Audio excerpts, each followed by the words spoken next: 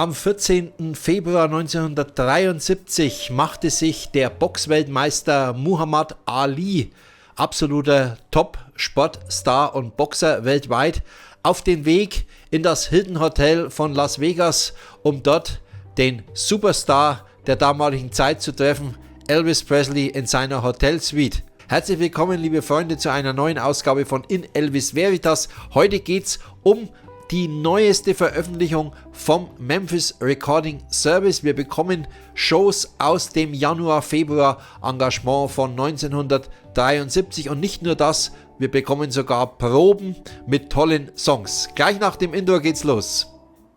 Elvis Presley. Ja, eigentlich hätte dieser Review und dieses Unboxing schon viel früher stattgefunden bei mir, denn ich habe die Platten, also die Platte und die CDs bereits seit über einer Woche.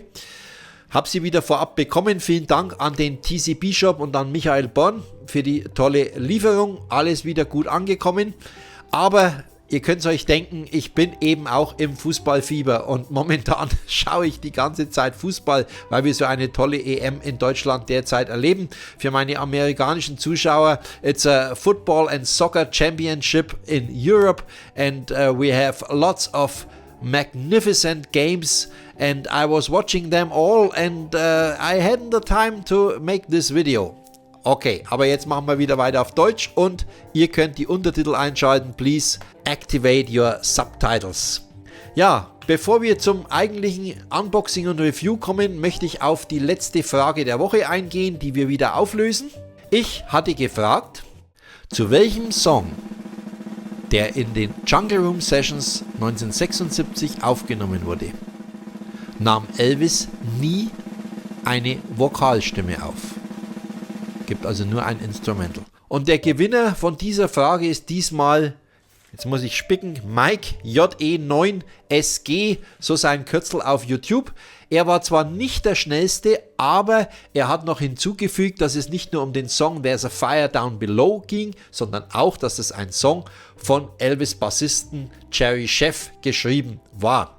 Ja, und insofern habe ich mich für Mike entschieden, obwohl der Franz Nübel, der schon mal gewonnen hat, noch ein bisschen schneller war. Franz, nehmt es mir bitte nicht übel, dass ich diesmal einen anderen genommen habe. Herzlichen Glückwunsch, lieber Mike, alles richtig gemacht. Auch am Ende dieser Episode wird es natürlich wieder eine Frage der Woche geben. So, aber jetzt, bevor wir einsteigen in Unboxing und Review, ihr wisst, was kommt. Ich würde mich unheimlich freuen über einen Gefällt mir, über ein Abo und wenn ihr die Glocke abonniert, damit ihr nichts mehr verpasst. Aber jetzt steigen wir endgültig ein. Zunächst mal Hintergründe zur Show und zu diesem Las Vegas Engagement.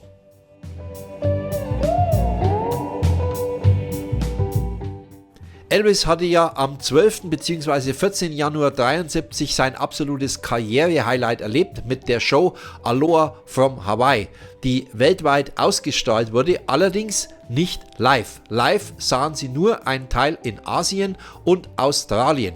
Die Amerikaner hatten die Show zu diesem Zeitpunkt noch nicht gesehen. Als die Fans sich also aufmachten nach Las Vegas, um Elvis dort in seinem Engagement im Januar und Februar 1973 zu sehen, wussten sie nicht, was er in Honolulu am 12. und 14. Januar angeboten hatte. Und so machte sich Elvis auf den Weg am 24. und 25. Januar nach Las Vegas, also unmittelbar nach der Aloha Show.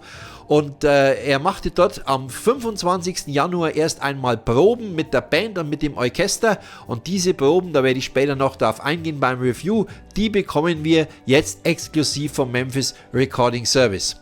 Dann startete Elvis am 26. Januar mit seinen Live-Shows. Er gab insgesamt 50 Shows, musste allerdings 2 Shows am 31. Januar und am 1. Februar abbrechen bzw. absagen. Eine Grippe hatte ihn erwischt, seine Stimme war weg und er hatte also eine furchtbare Erkältung.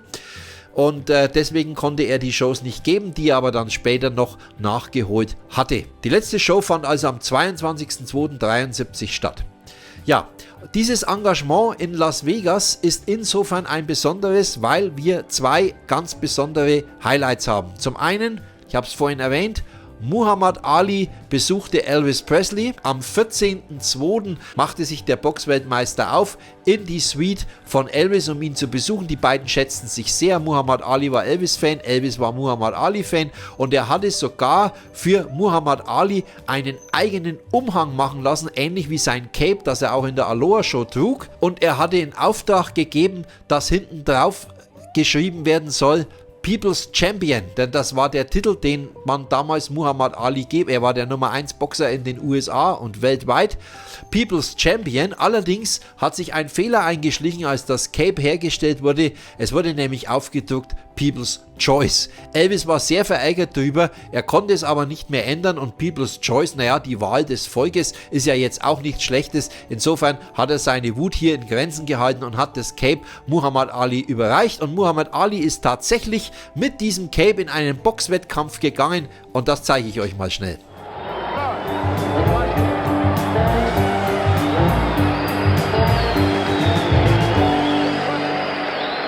Ja, ein weiteres Highlight, wo man jetzt sagen muss, war es gut, war es nicht gut, geschah am 18. Februar. Am 18. Februar während der Bandvorstellungen, leider gibt es keine Videoaufnahme von diesem Konzert, am 18. Februar während der Bandvorstellungen stürmten zunächst zwei Männer die Bühne. Sie wollten angeblich nur Elvis die Hand schütteln, aber Elvis reagierte sofort, auch die Security reagierte, er machte sofort eine Karate-Einlage und bekämpfte diese zwei Männer. Einer davon landete auf dem Tisch im Publikum, wurde also ins Publikum geschleudert. Elvis war hier geistesgegenwärtig, schnell und Karate war ja sowieso seine große Leidenschaft. Das Publikum applaudierte ohne Ende und war begeistert von dieser Kampfeinlage und kaum waren die zwei Männer weg, kamen noch zwei weitere.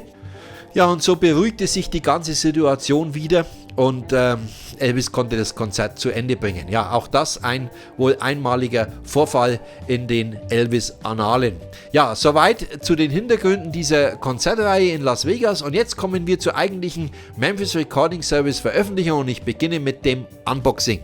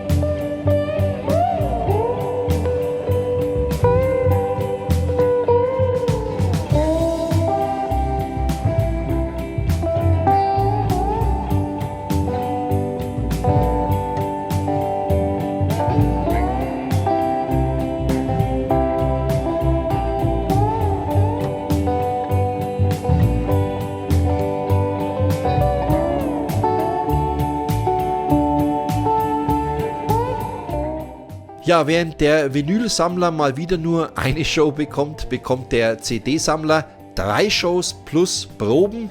So gesehen führt eigentlich an der CD auch wieder kein Weg vorbei, wenn man denn das Material haben möchte.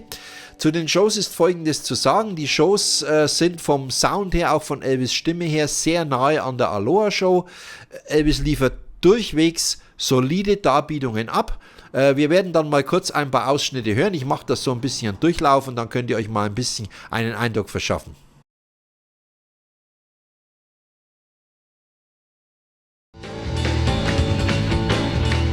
Oh, see, CC Rider. Oh, see what you have done. I see, CC Rider. You're not a dream, you're not an angel, you're a woman. I'm not a king, just a man.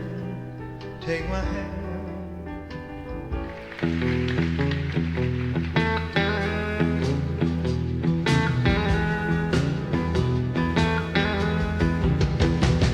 I'm a steamroller, baby.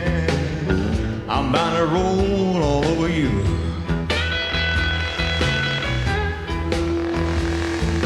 I'm a steamroller, baby.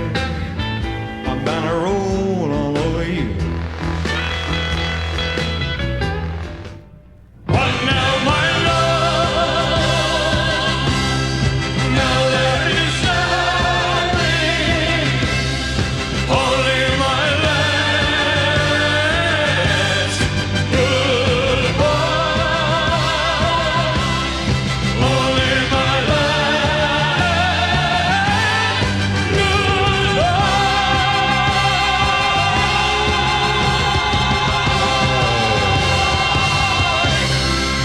Because I love you too much, baby. Why can't you see what you're doing to me? When you don't believe what I'm saying, I'll remember you long after this endless summer is gone. I'll be lonely, oh so lonely. Das zweifellos Interessanteste an dieser Show ist aber etwas anderes, das sind die Proben. Elvis hat am 25. Januar 1973 mit Band und Orchester geprobt und man hat auf der Bühne einen kleinen Kassettenrekorder aufgestellt und dieser Kassettenrekorder hat diese Proben mitgeschnitten. Was ist das Besondere daran? Die Stücke. Absolutes Highlight für mich, I'm So Lonesome I Could Cry, eine vollständige Version. Warum vollständig? In der Aloha vom Hawaii Show hat Elvis nämlich nur 2 Strophen dieses Liedes gesungen und hat sozusagen eine gekürzte Version von diesem Hank Williams Klassiker von sich gegeben. Hier in den Proben hat er den Song komplett durchgesungen mit einem Gitarrensolo, muss man gehört haben, ein fantastischer Song und wir hören mal rein. Have you ever seen the night so long when time was crawling by? The moon just behind to paint its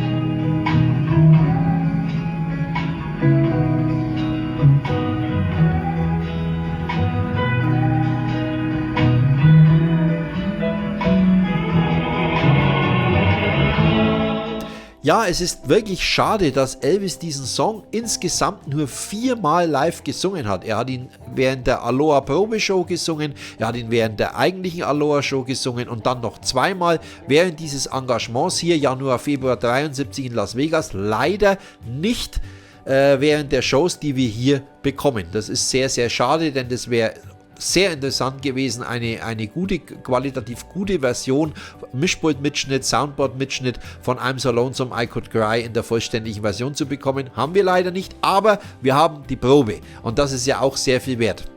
Ja, was bringt uns die Probe noch? Eine 44-sekündige Fassung von I'm Leaving It All Up to You, ein Song, den Elvis nie aufgenommen hat. Er hat ihn spontan mal angesungen, auch live mal gesungen, aber es war jetzt nie ein klassischer Elvis-Song. You decide what you want to do. Now do you want my love? All free. Dann bekommen wir eine Probenversion von Elvis Country Klassiker Faded Love aus dem Elvis Country Album. Auch hier eine starke Fassung. Hier haben wir aber auch schon Live-Versionen bekommen. Ich verlinke euch mal das Video dazu, das ich gemacht habe.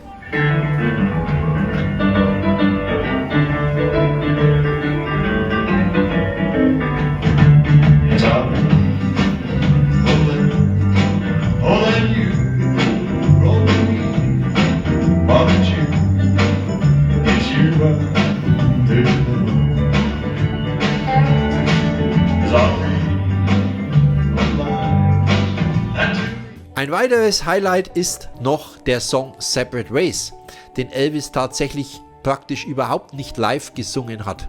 Separate Ways wurde geprobt, aber nicht aufgeführt. Das ist schade, denn Separate Ways ist ein Song von Red West. Der war als Single gekoppelt mit Always on My Mind. Natürlich ist Always on My Mind der stärkere Song von den beiden, klar. Von dem gibt es übrigens überhaupt keine Live-Version. Und Separate Ways haben wir hier zumindest eine Probenversion und auch da hören wir mal rein.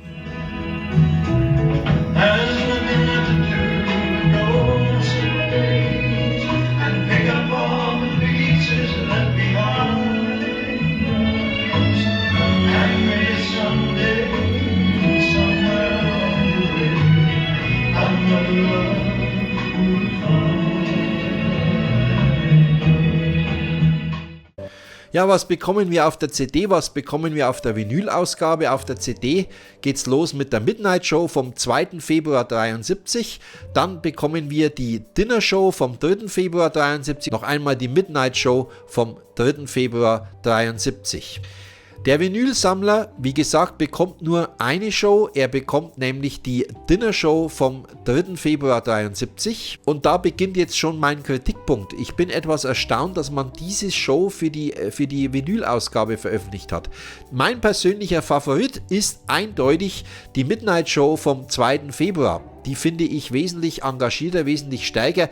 Dass wir uns richtig verstehen, die Shows sind alle gut, sie sind nicht schlecht, auf keinen Fall. Aber wenn ich die Auswahl hätte, ich persönlich hätte mich für die Show vom 2. Februar 73, für die Midnight Show entschieden. Vielleicht wollte man uns Vinylsammlern aber auch die längste Show geben, denn mit 50 Minuten ist die Dinner Show vom 3. Februar 73 die längste von den 3 Shows und die hat man auf Vinyl gepresst. Dennoch hätte ich persönlich mir die Midnight Show vom 2. Februar gewünscht, aber das ist alles Geschmackssache.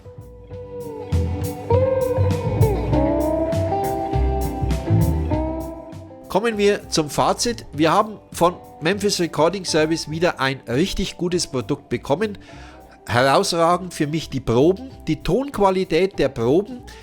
Obwohl hier drauf steht, dass es eine schlechte Tonqualität ist, weil es mit einem Kassettenrekorder aufgenommen wird, ist die Qualität für mich erstaunlich gut. Man hat hier wirklich doch einiges rausgeholt, man kann die Proben gut anhören, es kracht und scheppert nicht. Natürlich ist es deutlich schlechter als jetzt die eigentlichen Shows, aber man kann es gut anhören. Es finde ich also einen Pluspunkt und es ist natürlich toll, dass diese Proben mit drauf sind, mit diesen Ausnahmestücken, die ich eben erwähnt habe. Wir bekommen bei den CDs wieder ein wunderbares Booklet mit vielen schönen Bildern mit dazu. Das macht die Sache natürlich immer sehr schön zum Aufblättern. Man kann also richtig gut mit dieser CD hier arbeiten. Und ansonsten haben wir 3 Shows, die von der Qualität her alle sehr, sehr gut sind, die vom Sound her stark an Aloha from Hawaii erinnern. Manchmal ist ein bisschen, merkt man, dass es eben nicht Aloha ist, also dass Elvis nicht so angespannt ist. Er ist etwas lockerer, was manchmal dazu aber führt, dass manche Songs auch ein bisschen nach meinem Geschmack, ja, wie soll ich sagen, er nimmt es etwas locker, so möchte ich es jetzt mal sagen. Hätte man sich vielleicht ein bisschen mehr Elan gewünscht, aber das ist jetzt Jammern auf höchstem Niveau. Die Shows sind durch die Bank gut und gelungen und wir haben auch vom Repertoire her sehr viele Songs aus der Aloha Show, zum Beispiel einer meiner Favoriten, finden, What Now My Love. Leider fehlt uns I'm So Lonesome I Could Cry, wurde in diesen 3 Shows nicht gesungen. Können wir nicht ändern. Ansonsten ein tolles Produkt wie immer vom Memphis Recording Service. Such an easy question. Why can't I get an answer? Kommen wir zur Frage der Woche. Die Frage der Woche lautet diesmal: Wie oft sang Elvis insgesamt den Song What Now My Love live auf der Bühne? Wie oft sang Elvis Presley den Song What Now My Love live auf der Bühne? Schreibt's wieder in die Kommentare rein, wie ihr auch sonst alles, was ihr reinschreiben möchtet, reinschreiben könnt. Tut das gerne, ich freue mich über eure Post.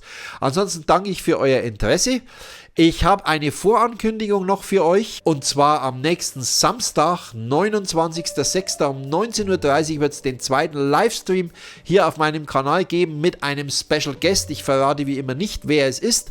Livestream von Elvis-Fans für Elvis-Fans, aber ich kann schon so viel verraten, es wird wieder ein guter Gesprächspartner werden und wir werden wieder eine spannende Stunde haben. Für die Fußballfans, ihr werdet nichts verpassen von 7:30 bis 8:30.